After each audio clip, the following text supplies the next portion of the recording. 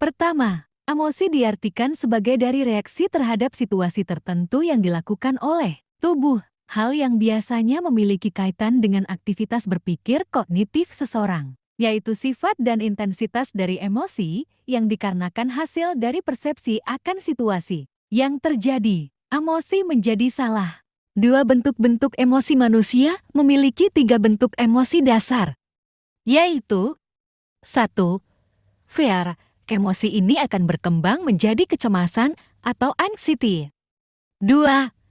Ragi. Emosi ini kelak akan berkembang menjadi emosi marah. 3. Love.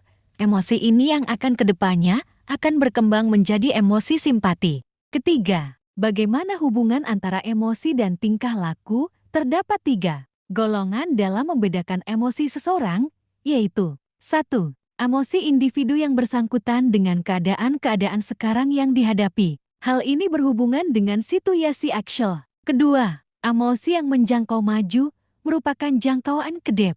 4. Bagaimana karakteristik perkembangan emosi remaja? Karakteristik perkembangan emosi remaja. Masa remaja adalah masa transisi dari anak-anak menjadi dewasa.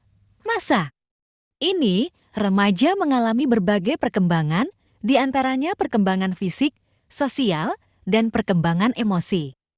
Remaja. 5. Faktor yang mempengaruhi perkembangan emosi anak. 1. Kesiapan mental. 2. Proses pembelajaran. 3. Inteligensinya. 4. Jenis kelamin. 5. Status ekonomi dan kondisi fisik. Beberapa upaya yang dapat dilakukan oleh guru untuk meningkatkan dan mengatasi perkembangan emosi anak peserta didik. Pertanyaan 1. Apa saja peran guru terkait perkembangan emosi peserta didik? 2. Apa yang harus dilakukan oleh guru untuk mengatur dan mengembangkan emosi yang baik pada peserta didik? 3. Bagaimana cara guru dalam menyikapi setiap perbedaan emosi pada diri peserta didik? 4. Bagaimana cara menanamkan supaya peserta didik dapat menempatkan emosi sesuai dengan situasi dan kondisi? 5. Dari pengalaman ibu sendiri dalam mengajar. Bentuk emosi seperti apa yang kerap ibu temukan di dalam?